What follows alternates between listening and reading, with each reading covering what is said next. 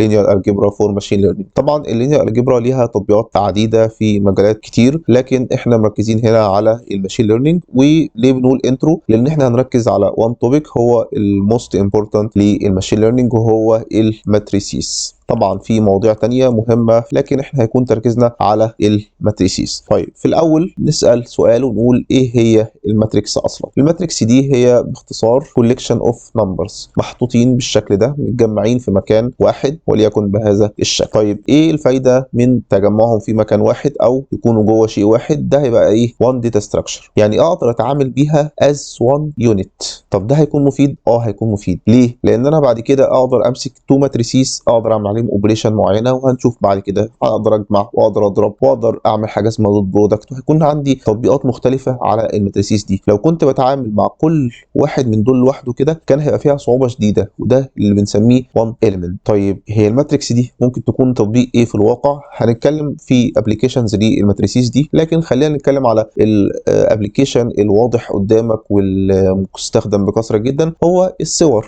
وليكن دي ايمج كده. الايمج دي متقسمه ازاي؟ هي في الواقع متقسمه بالشكل ده كده، طبعا على حسب الريزوليوشن بتاعها، متقسمه صفوف واعمده، صفوف واعمده، بتعمل لي سيلز. دي 1 سيل، وال1 سيل دي بنسميها بكسل. على حسب الريزوليوشن بتاع الصوره هتكون عدد البكسلات. يعني احنا مثلا بنقول انا معايا موبايل وليكن مثلا 1 ميجا بكسل. يعني ايه 1 ميجا بكسل؟ يعني هي عباره عن 1000 صف كده، 1000 بكسل في الصف و1000 بكسل في العمود. 1000 في 1000، 1000 في 1000 يعملوا مليون، اللي هو الميجا. مليون بكسل يبقى 1 ميجا بكسل. ده تطبيق بسيط. طيب ايه اللي هيخلي الارقام اللي في الماتريكس دي تعبر عن الصوره بتاعتي؟ تخيل وليكن الصوره دي هي جراي سكيل، يعني هي ابيض واسود او ما بينهما يعني. فانا كل بكسل من ده، وده حاجه صغيره جدا، تخيل ده 1 من 1000، ودي صوره اصلا الريزوليوشن بتاعها بسيط، يعني 1 ميجا بكسل ده ريزوليوشن بسيط. تخيل ان الصوره دي هتاخد رقم من 0 ل 255. من 0 ل 255 الجريد اللي انا بتحرك فيه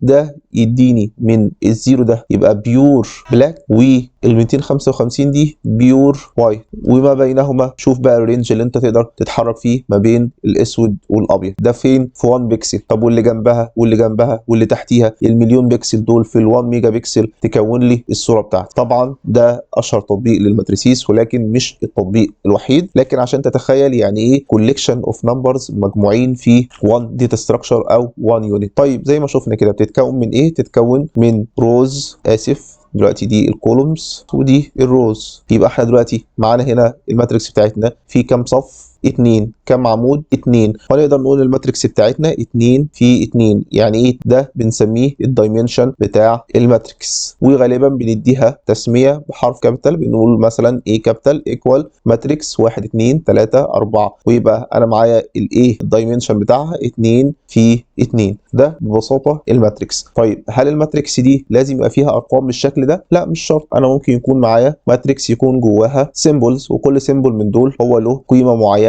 او له اكسبريشن معين، يبقى جواها A B C D مثلا. او يبقى عندي ماتريكس جواها ايكويشن، وليكن عندي A ناقص 3 B ناقص 4 C زائد D C ناقص D، وكل واحد من دول بيحقق اكسبريشن معين. يبقى عرفنا كده ان انا معايا ماتريكس، والماتريكس دي لو عملنا جنراليزيشن كده نقدر نقول ان انا عندي شويه صفوف. ادي هبدا من الصف الاولاني من هنا، وابتدي كل اليمنت ادي له اندكس. الاندكس ده يبدا من هنا كده A 1 1، وبعدين A 1 2، وبعدين A 1 3 لغايه فين؟ ممكن نكمل كده لغايه A 1 M، وبعدين هبدا من هنا A 2 1، واقدر اكمل كده لغايه A 2 M، على اساس ان انا كده ايه بكمل العدد الاعمده بتاعتي، تبدا من واحد، عمود رقم واحد، عمود الثاني لغايه عمود ام. طيب وانا نازل بقى لغايه تحت كده، لو طولنا الماتريكس بتاعتنا ابدا هنا ايه؟ انا دلوقتي هاخد الصف وليكن ان 1 ان 2 لغايه لما اوصل لايه؟ ايه ان